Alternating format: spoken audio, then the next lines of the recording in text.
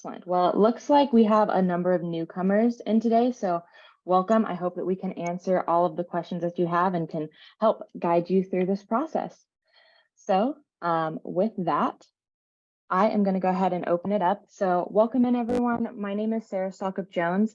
I am on the Virginia Clean Cities team, and we're really excited to be here with you today. We have a great number of speakers. Up first, I will give an overview of the Mid-Atlantic Electric School Bus Experience Project, a brief overview of the EPA funding that is currently open, and Caroline McCallum on the New Jersey Clean Cities team will be sharing some news about some upcoming events in New Jersey for any of our New Jersey folks on the line. Then we'll hear from Mark Childers of the Thomasville bus team. He's going to talk to us about that EV technology. And then we'll hear from Michelle Howell of the Mobility House talking to us about charging as a service. So with that, I will go ahead and get it kicked off. So if you are in the Mid-Atlantic, there is an exciting project going on right now called the Mid-Atlantic Electric School Bus Experience Project. We affectionately also like to call it MEEP. It is a project that was awarded by the Department of Energy, and we work with fleets in DC, Maryland, New Jersey, Pennsylvania, and Virginia. However, if you are not a fleet in those areas, please still feel free to reach out to us. We love to share information. And there are clean cities coalitions across the United States that we can connect you with if you are not in one of our areas.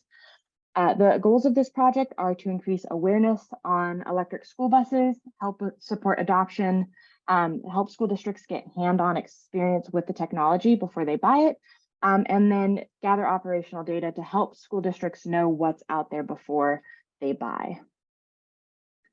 So the main components of MEEP, like I said, we're helping school districts to connect with the technology, as well as vehicle providers and charging demonstrations. We're helping school districts plan for electric school bus deployment. We're also helping them engage with their communities about awareness of electric school buses. And then we're helping fleets with technical training and staff support as well. This is a multi-partner project. We have Clean Cities in Virginia, DC, Maryland, New Jersey, and Pennsylvania working on this project, as well as VEIC, who is our data partner. We also have support from the National Association for Pupil Transportation, the Energy Foundation, Generation 180, and then Thomasville buses and Bluebird buses. Here's a little overview of the achievements we have made with this project since this is as up to date as January of 2023. We've actually increased this since then, but the project going on for about 3 years at that point. We've held over 32 demonstrations, a number of speaking events, and have reached over 4,000 individuals. Through this program, we like to connect school districts with demonstration and loaner buses. It'll vary what you can get your hands on based on your state requirements, your locality requirements. But if you're interested in seeing this technology firsthand, please reach out to us. We'd love to connect you to a demonstration bus. And then as well as demonstration vehicles for any of our school districts online today, we'd also love to be a resource if you have science classes that would like to hear more about the technology, or your teachers would like to know more. We're also happy to collaborate on those endeavors. So now I'd like to invite Caroline McCallum to unmute herself and give you guys a little bit of information of some upcoming events in New Jersey. Hi, everyone. My name is Caroline McCallum. I work with the New Jersey Clean Cities Coalition. Sarah, that was a great introduction. Really appreciate you sharing the overview of the MEEP program. It's been very helpful in New Jersey in allowing our districts to be able to touch and feel and look under the hood and see what an electric school bus is all about, as well as connecting our school districts with some very knowledgeable subject matter experts. We have 2 events coming up in New Jersey. The first is on June 13th, and that's at the ACUA in Atlantic County. And the second is at on June 21st in Hudson County. And if you're available, feel free to register. There's a QR code on the images here. I'm so sorry. And, I don't know what's happening. We appreciate the opportunity to be here with you today. So thanks for all that you do, Sarah, and the MEEP team. It's been great in sharing information with our local school districts. Thank you, Caroline. So I guess keeping pace with my presentation, the EPA 2023 Clean School Bus Grant Program. This is going to be a brief overview. If you have questions, you can reach out to us. Also, all of this information is available on the EPA's Clean School Bus Program page. So we'd like to invite you guys to direct your attention there. And also, if you have any questions, they're accepting questions at cleanschoolbus at epa.gov. So a brief overview, I'm sure everyone here is aware of this program. Applications are due on August 22nd, 2023. These applications can cover propane, electric, and CNG. You don't have to commit to just one. They're letting you apply for multiple if you wanted a mixed fleet. So that's also an option they're allowing with this program. They're only allowing the purchase of new buses, so no conversions or repowers allowed in this round. And like with every other EPA program we have seen, they are requiring scrappage. So there are two sub-programs for this grant period. There is the school district sub-program, where school districts will apply on their own behalf. And then there's the third-party sub-program. So that would be partnering with a dealer, OEM, contractor, et cetera, to do a joint application.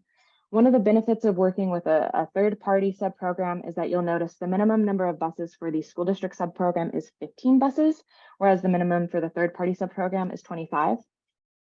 Third parties have to work with at least 4 school districts. So if 15 is too many for you to commit to, if you're a smaller school district, a rural school district, things like that, maybe a third party application might be something you guys would want to look into.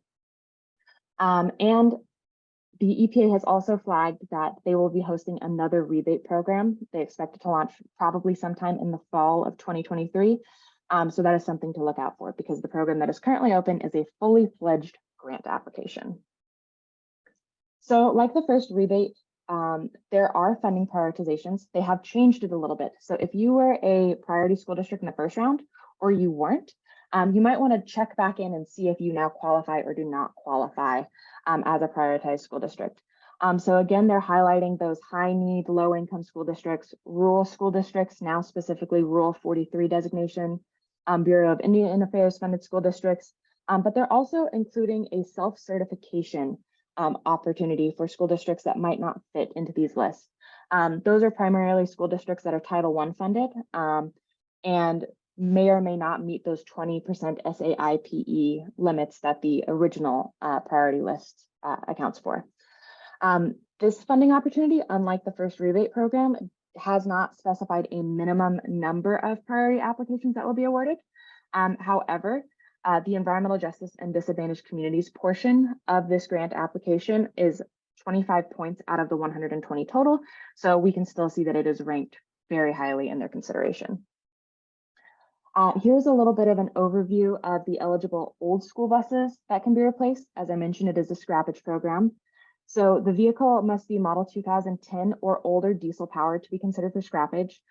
If your fleet does not have any 2010 or older diesel buses, and is requesting zero emissions, so it has to be an electric requesting application. You can scrap 2010 or older non-diesel, so gasoline powered internal combustion engine buses, or you can scrap, sell, or donate your 2011 or newer diesel or non-diesel combustion engine buses. They have to be a weight of 10,001 pounds or more. They have to be operational at the time of your application. They have to have provided service to a public school district for at least 3 days a week. They want to make sure that we're taking vehicles off the road that are producing a lot of emissions. So they need to be in pretty constant service. And there are going to be some exceptions provided for fleet expansions where a school district is looking to actually expand their fleet, but that will be approved by the EPA on a case-by-case basis. Now, when it comes to replacement school buses, they have to be EPA or CARB certified model 2021 vehicle or newer. Again, no conversions or repowers are allowed. They have to be purchased, so no leasing or lease to own in this situation. And they must be ordered after receiving official notification from the EPA. If you already have buses on order, those would not be applicable to this funding. Once awarded, those school buses will have to serve the school district that applied for at least 5 years after the date of delivery. If you're one of those self-certified school districts, such as a very large school district that designates a school bus to serve one of your disadvantaged areas, you would have to keep that school bus serving that disadvantaged area. And then they're also saying that it may not be manufactured or retrofitted with a power unit or technology that creates pollution within the bus.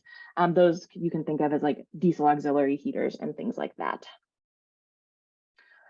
So a breakdown of the funding, the EPA expects to award 25 to 50 awards across the United States with a minimum of 1 award per EPA region. There is a total funding limit by EPA region to make sure that that gets spread out across the country. There are no cost share requirements on this. For those of you who are familiar with federal grants, there is often a requirement for the applicant to put up either some of their own funds or resources. While this isn't required, it will award application points. So if you have training services that will be provided by your technician at no cost to you or things like that, that's something that you could list as a benefit. And as you're thinking about what could I use as cost share or match, you just have to remember that you cannot use funds from another federal source. So in addition to the funding that you can receive for the school buses and their infrastructure, this program will also be allowing costs for additional components of your project. So if you need training, consulting, or there are warranty costs, performance monitoring software, delivery costs, all those things can be written into your grant as well. But you just need to make sure that you write them in as you're doing your application. They will not be awarded after the fact. Here's a breakdown of the funding chart.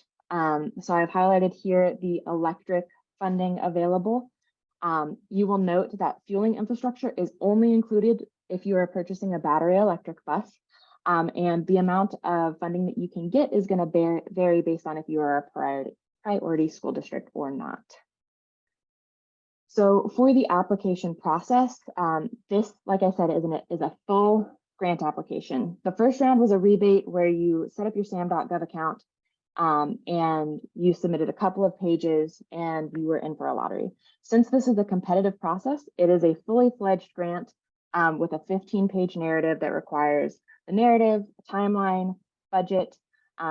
It is comprised of 10 application sections and will be reviewed on a 120-point scale. All applications must be submitted via grants.gov. And if you do not have a grants.gov account, I recommend getting it as soon as possible. Most school districts will probably already have them, but you need to make sure that you have them and can log into them. And then you're also going to need an active sam.gov account as well. So when you have the time, it's probably best to just check that you have those, that they're active, that you know how to access them, because it will save you a lot of headache in August. And then we also are flagging that according to the EPA's guidance, that applicants may only submit 1 application per EPA region. So consider that as you're deciding how you may want to apply. So this is the QR code that will take you to the MEEP Mid-Atlantic Electric School Bus Experience Partnership Program page, as well as my contact information. If you guys have any questions, you can reach out to me for the EPA funding, but you can reach out to us or again, refer to that EPA Clean School Bus page. And I am going to go ahead and stop sharing for a second so that we can get our next speaker up. And while Mark is getting that set up, I'm going to go ahead and pop up another poll for you guys. So we'd love to know if you're planning to submit an application for the EPA grant, or if you're waiting for the rebate this year, or maybe if you're trying both. The EPA has stated that past applications or participation in these programs is not going to make you ineligible. So if you applied in the first round, you can apply for this grant, you can apply in the second round. Okay, thank you, Sarah. I think you can see this now, I hope. Yep, looking good. Perfect, thank you. So again, good afternoon, everyone. My name is Mark Childers, and I am the Powertrain Technology Sales Manager here at Thomasville Buses. And I'm very excited to be able to share a few bits of information around our product technology, and really kind of want to focus in on introducing that to you, but also maybe answering more of your questions at the end. So Sarah, I think that works with the agenda, and we should be definitely on track here this afternoon. So again, thank you for hosting this and sharing this information, a great overview of a 57-page document in a matter of a few minutes there. So Sarah, thanks for that work. Very well done. As Sarah said, this next round is quite different than the first round. And here at Thomas and our dealer network, we're very eager to work with our customers and future customers to help them with this next round. And we'll touch on that a little bit in my slide deck here. But so let me jump into our product, which we have named, our name is Julie. That product is really our flagship product of our C2 product here at Thomas Built Buses. And interesting, a little bit of information. We had an employee naming convention or opportunity to come up with what is the name of our project. And it came out that we landed on this name called Julie, which is kind of a takeoff of a measure of energy, a joule. And we just kind of gave it a little name and said, we'll call it Julie. And it's stuck ever since then. So we're excited about that little piece of it, and had a little fun with our project as well. Just to introduce Thomas Built Buses, if you're not familiar with us, we are part of the Daimler Truck organization here in North America. And our mantra here at Thomas Built Buses, as well as Daimler Truck, is to electrify our entire product portfolio in meeting with environmental sustainability goals of our corporation to reduce carbon footprint globally. Here in North America, you'll see the products that we have electrified, beginning with the Julie school bus on the left, the E-Cascadia Class 8 truck, the EM2, which is more of a straight truck application. And then on the far right, you'll see you probably see these trucks running around for package delivery or final mile trucks. We build the MT50E electric chassis that goes under the either a Morgan Olson or a Attila Master type of cargo body. So we have embarked on this as a corporate mandate, as well as our vision for the future. We definitely see this product and products like this continuing to evolve over the next several years. And even these products will continue to do that. And we'll talk a little bit about that in a few minutes here.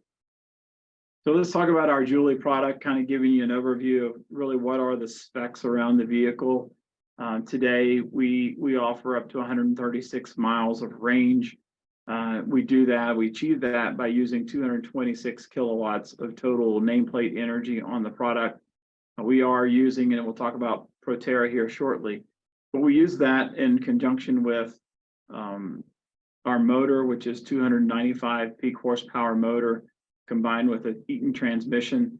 They really give us the efficiency that we're looking for out of the vehicle, and that allows us to meet our customers' needs on a day-to-day basis for transporting students.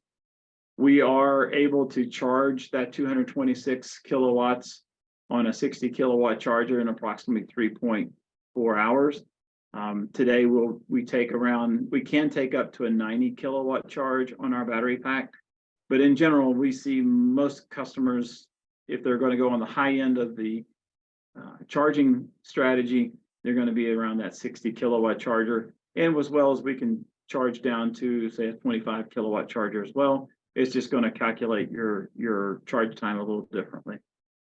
We are a DC fast charge application only, so meaning that we are going to take a DC fast charge. We feel that that is the most effective charging strategy today for our customers who may be operating multi bell time schedules in their fleet. Gives them the opportunity to charge in the middle of the day to kind of extend, maybe get into some of the larger ranged routes that they may be using, and obviously to help reduce any type of range anxiety that drivers may have or the fleet manager may have in regards to that. We introduced a new technology called IntelliPark on all of our Julie product. It is a toggle switch for the emergency brake release. So no longer are drivers having to push in and pull the PP1 valve. It's an electronic switch that allows them just to, with a paddle, just to push the paddle and then pull the paddle to set the park brake. We also have what's called our star seating in our product. So when we designed our product, we realized that one of the more common repairs from school districts is seat replacement or seat maintenance. And because of the design of the product, there's batteries, large batteries, and high voltage cables. We made a decision to introduce and to make standard our star seating, which allows customers and technicians to take out and reconfigure their buses. If they needed to repair them, they can basically take out the seats from inside of the bus. Technicians do not have to crawl underneath the bus, maybe in the more traditional way to unbolt a seat through the floor.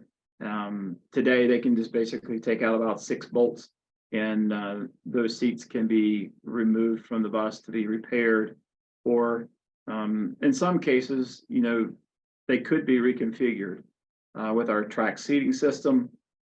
It gives a lot of flexibility to customers to be able to do that. We offer an Eaton transmission, as I mentioned, there's 2-speed transmission to get the efficiency out of the vehicle. And then we also have a hill start aid on our vehicle, which allows the driver to transition from the service brake over to the accelerator pedal, gives that driver 4 seconds to make that transition. The vehicle will hold on a hill, either an incline or a decline, for that 4 seconds, giving the driver allows them to transition, but it also holds the vehicle, prevents it from rolling backwards or forwards during that 4 seconds. So we are very, we found that a lot of customers really like that feature as well. And we do hold that vehicle with the service brake. From a technical standpoint, we're not torquing the motor, we're using the foundation brakes to hold the vehicle. So it ensures longevity of the EV components on the vehicle. So I think, as many of us have talked, and in this audience here, we talk about why is electric school buses such a popular thing, and it really comes down to, it really is the perfect type of use case for an electric vehicle, where we have a known route, usually every day. We also have dwell times in terms of when the vehicles can be charged, either at night or in the daytime as well. And the mileage, the total mileage for the day is right in the sweet spot of where the electric school bus can really serve best the customers at, say, 50 to 75 miles a day, depending on the various routes. So it really is a really ideal use case for school buses to be electrified. Yeah, let's see. So our partnership with Proterra is that we use the Proterra battery system on our vehicle at 226 kilowatts. Proterra has been in the EV space for well over a decade now, in battery manufacturing, as well as some of the transit buses that they have out there. So we have proven miles with Proterra when we entered into this space. And the other piece of this is really around the design of their battery packs and the safety that they build into the packs. We've looked at multiple types of OEMs for battery packs, but we really have landed on Proterra being the one that we chose to install in our Julie and to integrate. They are manufacturing, their manufacturing facility is moving from California down to Greer, South Carolina. So we're excited to see that get a little closer to some of our manufacturing that takes place at Freightliner Custom Chassis in Gaffney, South Carolina, where we actually manufacture the particular chassis for the EV product. And then once that chassis is manufactured, we bring it up to High Point, where at Thomas Built Buses, we install the body configurations along with customer specifications. And then we go through the final quality check on the vehicle, as well as the part of our quality check is that we will run a shakedown test on all of our EV products for at least 400 miles, just to make sure that everything is operating as we expect it to before we release it to the dealer to be delivered to the customers. Here's a couple of things around infrastructure planning, which honestly has been probably the most conversations that we have to do with infrastructure and planning. And there's a whole ecosystem and a whole, probably another conversation, Sarah, that that this team and the group could have around this, because it is such a big part of the ecosystem for EVs. But really what we're looking at in our real quick here is that, 3, 5, and 10-year plans is an important part. So talking around the future, not just about that one bus that may be coming or 2 buses that may be coming. And what is the long-term plan for school districts? Is it 50%, 75%, 10%, 100% down the road? And some of the operational needs like parking and infrastructure, where do we put those things? Those are all part of those conversations that we really want to have up front and that customers really need to begin thinking around as they venture into the EV side. And first and foremost, part of that whole conversation is having that initial conversation with your utility company, because they are a critical part of infrastructure, as well as the planning piece to determine like what is the range and where can you put electric vehicles into your fleets. So it's very important and highly, highly encouraged to have that conversation up front with the utility serving your locations.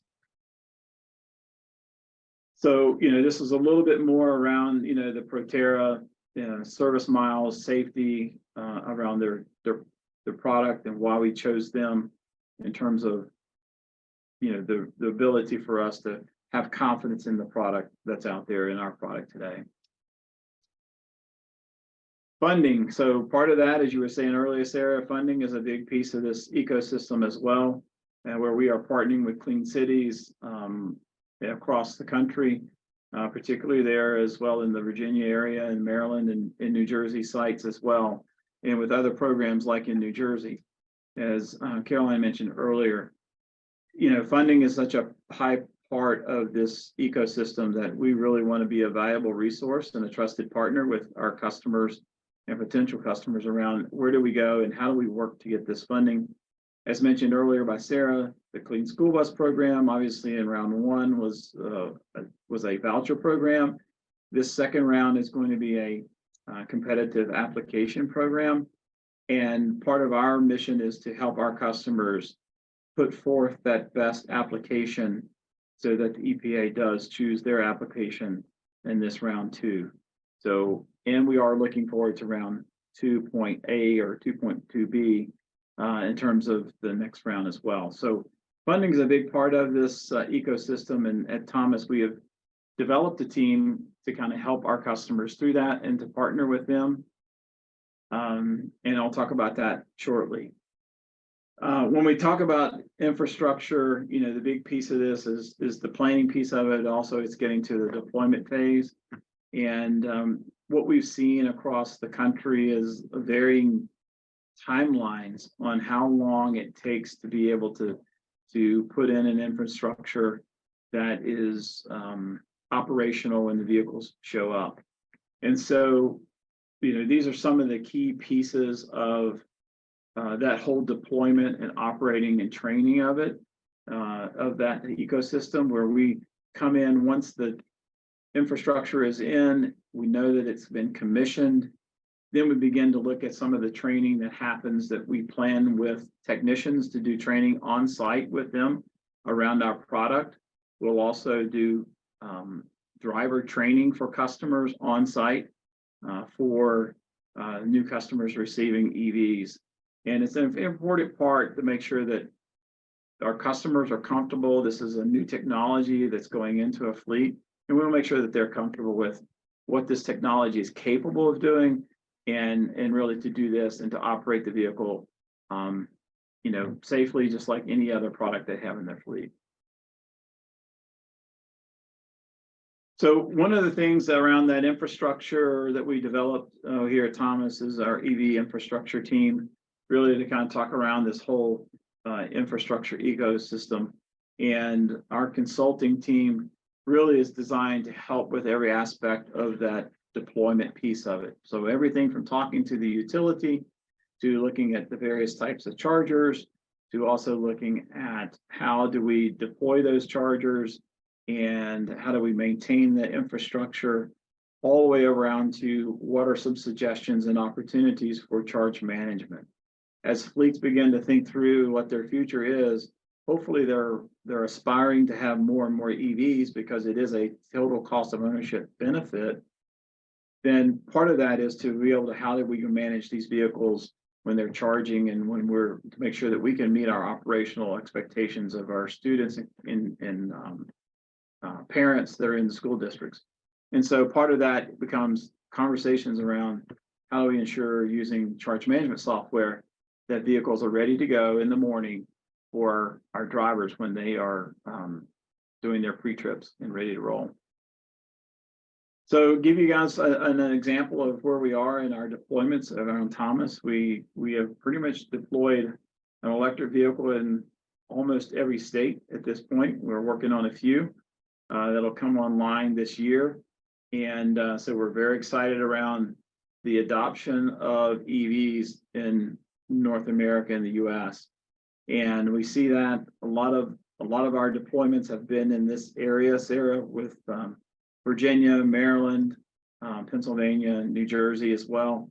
So we're excited about what this organization is doing locally and regionally to achieve the goals that are set out there for reducing our carbon footprints.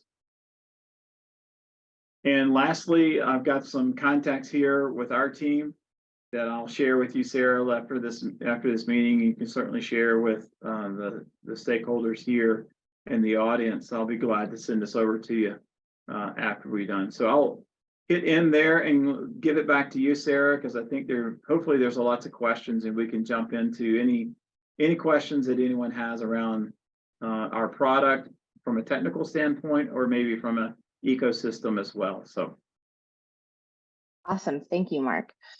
So yeah, if anyone has questions, please put them either in the chat or the Q&A. We're going to go over to the Mobility House, and they're going to give us an overview of the great technology that they have. And as I get that pulled up for them, I am going to launch another poll. So are you guys familiar with charging as a service? If you're not, you're about to learn. So as I get this pulled up, and Michelle, you'll be here to take it away in a second.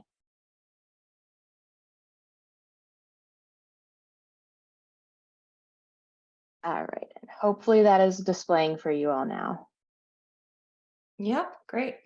Go Yeah, ahead great and take it away. presentation, Mark.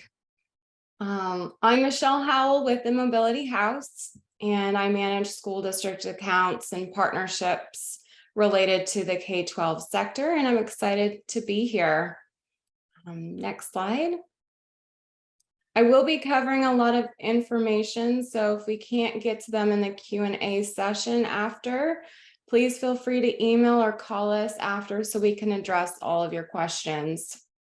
So today in the agenda, I'll show how managed charging can significantly enhance your electrification projects and how you can apply rebates or grants to performance monitoring software or charge energy management software, CEM, or how you can apply those to charging as a service, which I will describe towards the end of the presentation. Okay. I just wanted to go ahead and share those results. Oh, It looks like we have a 50-50 split, so great to have some of you guys with some knowledge already. great. The Mobility House is the most experienced fleet electric company in the world. We have the most experience managing the charging for fleets with our charging and energy management platform, Charge Pilot, at over 1,200 depots today. We have been working with schools across the country for over 5 years. Next slide, please. We've resold over 160,000 chargers, and we can sell chargers also to your school district if that's helpful. We are the leader in vehicle to grid, or V2G, with 10 projects worldwide. We have developed an expansive partner ecosystem, as you can see the partners below, to intelligently integrate electric vehicles into the grid.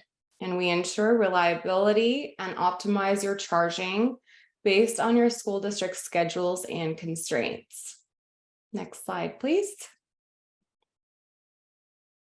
Next, I will share the managed charging benefits your district may realize. These are the beneficial impacts or effects of managed charging, and we will go into more. All for one, if your fleet is on a schedule, or two, you have limited power on site. Three, the district is on time of use rate or has high demand charges. Four, there are multiple charging sites. Or five, there are chargers from different manufacturers. And then six, you have the high reliability requirements for charging operations. Okay, next slide, please. In this simulation here of adding Charge Pilot to a school depot with 14 charging points, you can see that we have minimized the peak demand from 201 kilowatts down to below 70 kilowatts, which significantly reduces your demand charges and costs, saving thousands of dollars every year, which provides, as you can see here, nearly 2/3 of a reduction in the peak load amount and for nearly half the existing charging costs. We can create this simulation for your unique charging arrangement and constraints. Next slide, please.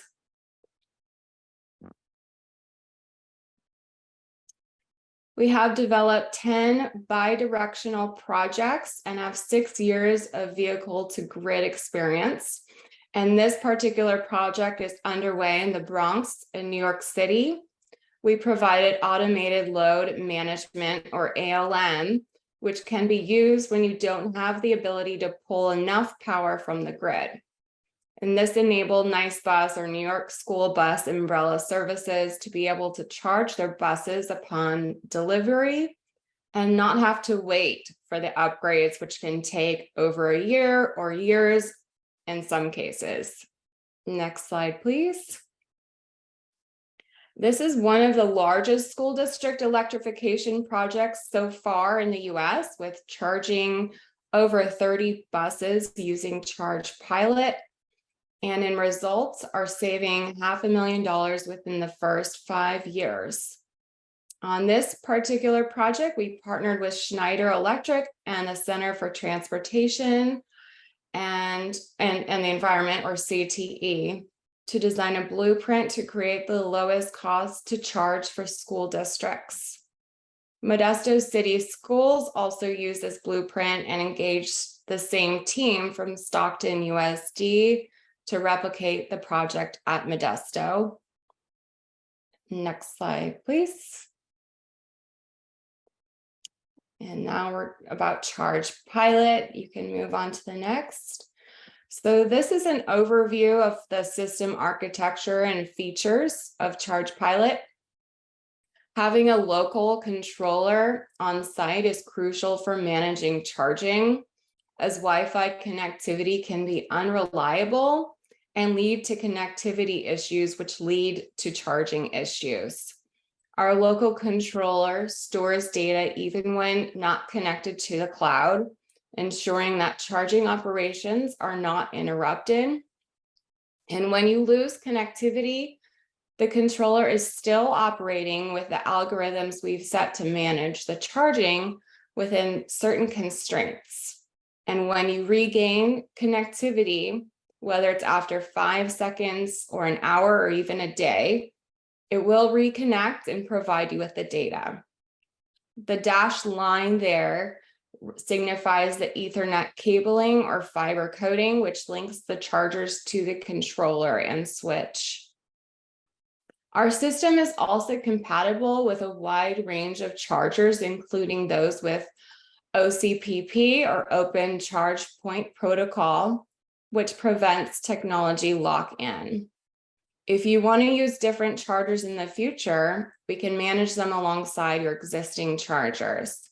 And if you don't like Charge Pilot, you're able to use a different open standard system. And you can access real-time insights about your charging stations through our user-friendly dashboard. Our controller is fully compatible with microgrids And to my knowledge, we operate the only depot with a microgrid that interfaces with EV bus charging, which is in Montgomery County, Maryland. Okay, next slide, please. This is a generalized view for how our system speaks with other systems. We use these various communication protocols to integrate with other companies' systems, such as telematics. ChargePilot supports open standards, which provides flexibility and charger selection based on your pricing and needs. And next slide. This is our ChargePilot user interface, which allows you to monitor charging statuses from any device, which gives you solace to know what's happening in real time. And from years of experience, we've found that restarting the charger resolves the problem in 9 out of 10 cases. And this can be done remotely via the interface, which mitigates the nightmare scenarios where drivers find their vehicles not charged due to charger malfunctions. So with ChargePilot, you can monitor charging statuses from the comfort of your couch or office for a hassle-free charging experience. Next slide, please. And now go into how you can apply EPA grants and rebates. So to apply the rebate or grant to an infrastructure project, all you need to do is simply obtain a quote from us and include the relevant information for ChargePilot or your charge energy management system in your purchase order. And you may have noticed that the current EPA grant may not fully cover the cost of your buses and charging infrastructure, which is where our charging as a service or CaaS model can help. It not only offers financing for the remaining balance, but also provides a turnkey solution designed with ChargePilot's resiliency at its core. So we will be moving on to the next slides to discuss our CaaS offering, our charging as a service offering. Our unique turnkey CaaS model offers affordability with an attractive pricing structure that can be customized as a predictable and simple price per mile or per month. Charging as a service includes design, installation, management, monitoring, and is adaptable as you may want to expand. With this comprehensive solution that provides significant savings as well as catering to your specific needs, it ensures a hassle-free charging experience. Okay, next slide. Here is an example of a school bus fleet utilizing CaaS that is phasing into 92 electric buses over the next 7 years. Next slide, please. This project would have cost them $1.4 million, and we saved them 28% on fueling costs. So you can see here, the charging as a service cost per mile is 47 cents. With our comprehensive solutions, you can easily bridge the gap and bring your project to fruition.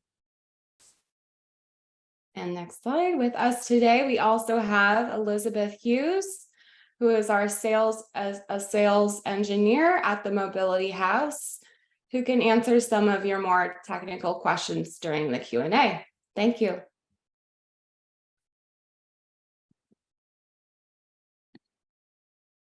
Awesome. Thank you, Michelle. And as I mentioned towards the beginning, if you hopped on later, we are recording this. We'll post it to our YouTube and send it out to everyone who registered. And you'll also be getting a copy of the slides with all that contact information.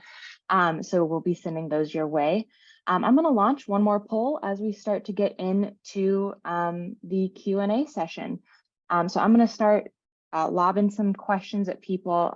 The first question I'll go ahead and answer, which is there a loaner bus program in Texas? So our Mid-Atlantic program does not cover Texas. However, there are Clean Cities coalitions across the United States that can help you guys get in contact with dealers that might have demos, maybe other school districts that will let you guys see the technology firsthand. So if you're interested, I'm going to put my email in the chat. any school district on here, feel free to reach out to me and I can help you locate your closest Clean Cities provider to figure out if we can help you out on that. So the next question that we have, this is for Mark. So do you see the cost of electric school buses coming down in the next few years significantly enough to compete with the total cost of ownership of internal combustion engine buses without the use of incentives? All right, that's a great question. Let's kind of break it down a little bit. So we do see improvements coming in the technology side of the vehicles. One of the things that has really been challenging over the last, say, 2 years has been the cost of manufacturing. Obviously, we've been in an inflationary period, and so some of that has kind of masked some of the benefits that have come into the EV space. And so what we've experienced is really not what we had realized or hoped to realize, say, 3 years ago when we were in this space. That being said, yes, we are monitoring the future of this technology. We are seeing improvements in battery cell technology. We are seeing improvements in cost positions. Keep in mind that it's not, batteries are a big part of the vehicle, but there are also other components that go into the vehicle that drive the overall cost of the vehicle. And some examples of that can be, high voltage steering pumps, high voltage pumps for coolants. It can be high voltage cables, charge ports, things like that. So as we begin to continue to grow the EV space in terms of adoption rate as well as scalability, we'll see those vendors begin to have pressure to reduce those costs. And so we do anticipate over the next 5 to 10 years, we'll start to see a lot of that significant cost be improved upon in this space. And then so that's the part of there in terms of the cost side of it. And I'm sorry, Sarah, the second part of that question was, if you can remind me about that, let me pull it up here. Yeah, the second part of that was with those cost reductions, will it be significant enough to compete with the total cost of ownership of ICE buses without the use of incentives? Yeah, I think, that's a great question. Like, where do we go with these incentives and how we sustain this, further down the road? Total cost of ownership is two things. It's kind of like it's like a seesaw. So you've got the pressure, downward pressure on EV side, and then as we see what's happening in the internal combustion engine side, we're seeing pressures to increase the cost of that. So as states think around CARB implementation, those costs of internal combustion engines are going to continue to increase. So you've got one side being pressured going down, you've got the pressure coming up. Where do those two meet in the middle in terms of the total cost of ownership? As said earlier, fuel cost is a big savings for Michelle and the Mobility House, where they monitor that and help customers achieve that fuel savings. Maintenance savings is another part of that piece of it to drive down that total cost of ownership. And so I think as we see future development on cost side, we'll have less dependency on incentives over the next, say, 3 to 5 years in terms of that. If you look at a total cost of ownership project, and I reference the Department of Energy's A-Fleet tool is a great resource. It's what we use. It's a fantastic tool to model what the total cost of ownership is for comparing diesel, electric, CNG, propane products. So we use that model. I don't know, if you look at the various incentives today, we're not far off of that number from a total cost of ownership point of view. So awesome. Thanks, Mark. I'll also flag that all Clean City staff have experience with a fleet. So if you want to use it, it is a free tool, but if your school district starts looking at it and it's too much, please feel free to reach out to your local Clean Cities to help you out on that. Yeah. We're getting a lot of great questions, so thank you guys for that. The next question can go to any of our speakers. And it is a long one, so it's also in the chat for if our speakers need to sort of reference it. But how does Thomas-Built/Mobility House actually execute managed charging? Given the tight window in which to charge, do you have to oversize the chargers to stage the fleet to defray demand costs? Is it realistic to expect dispatchers and fleet managers to know when to plug in? I can take that, Mark, if. Yeah, you go ahead and I'll jump in on that. Perfect. I think it's really about leveraging the technology that we have available to us. I agree. I think it's a wonderful question. I think it gets into that total cost of ownership that you were talking about earlier. And really it's about how do we substitute, human error for computers and for intelligence. And using a charge energy management system is one way of doing that. A computer can be awake and on point, 24/7.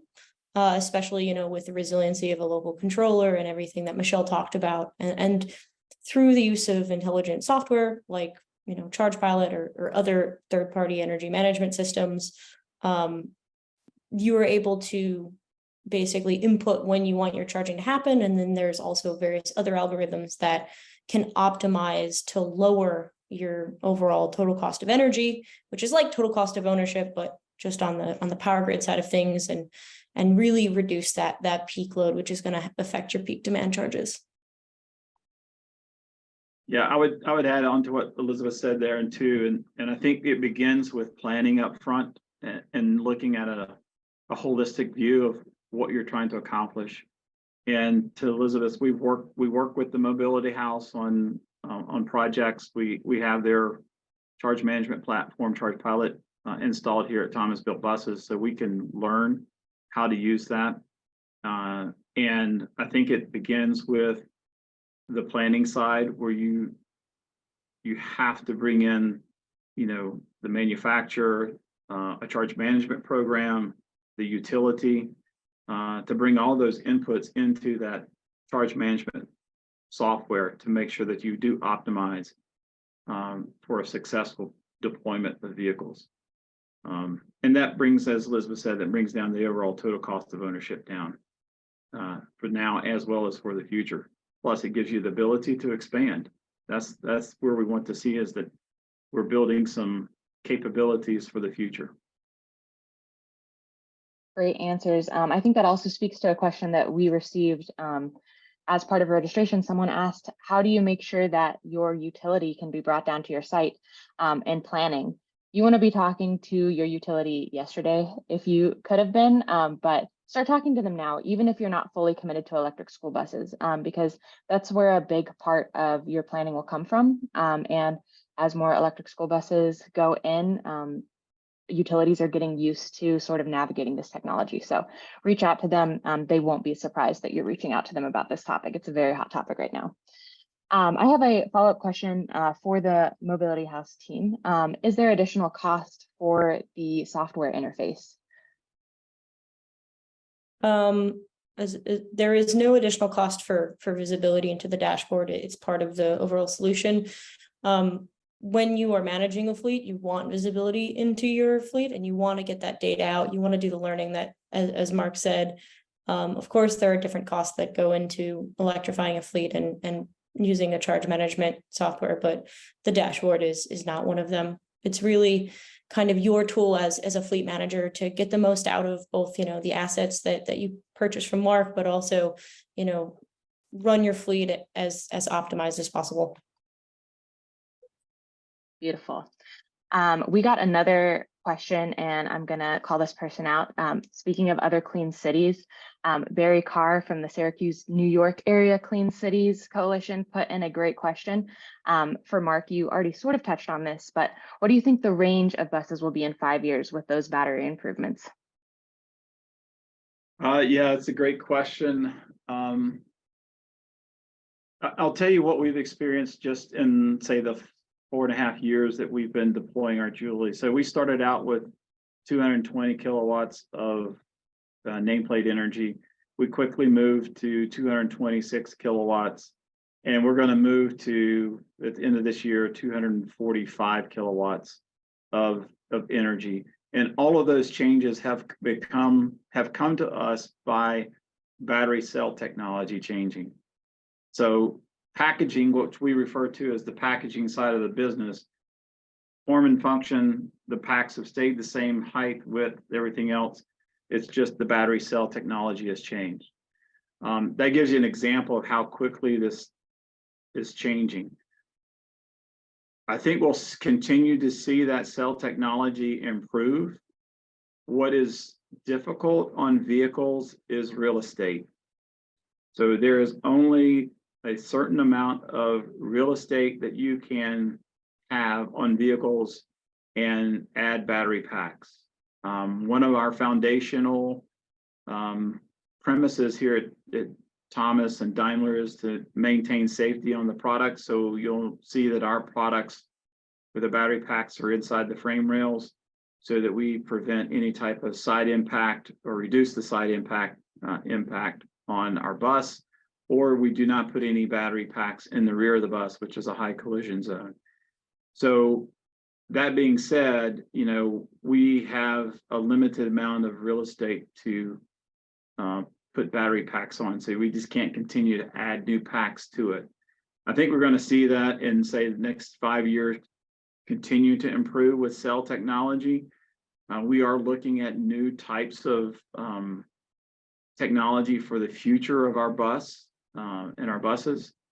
And so as we continue to explore that, you know, we'll try to do everything we can to extend the range. What the beauty is, I think that the range today is certainly adequate for school bus applications. As the overall infrastructure begins to improve and we begin to see school systems develop their own infrastructure themselves, we would hope to see that there would be a collaborative agreement among schools that if they're traveling from one city to the next city, that they would be able to share in charging infrastructure. I think that's an opportunity for schools to collaborate together when they're doing field trips or things like that. So I think there's some creative ways that we can, you know, use what we have and extend those ranges and use them smartly. Great answer. So we are now hitting that 1 hour point. I know we said this was a 1 hour webinar, so if people have to start hopping off, that is completely fine. I'm going to answer 2 questions that we had submitted to us as part of the registration, just real quick. We had one question asking, when is funding available? So that EPA program is currently open for applications. They're accepting applications until August 22nd at 11:59 p.m. Eastern time. The funding for that, if it is awarded, they are estimating would probably start going out in the April timeframe of 2024. And since it is a full grant project, they expect those projects to last for about 2 years. Another question that we received is the funding available through the EPA specifically for student transportation? And that is a yes. They are requiring that the buses awarded under this program serve public school districts in the United States. So if you have any questions about that, you can go to the EPA's website or shoot us an email. But I want to thank our great speakers for being here today. Thank everyone for bearing with me for some of those technological issues that we had that always crop up. And we will be getting out the recording and the slides to you guys here in the next couple of days. So thank you all again.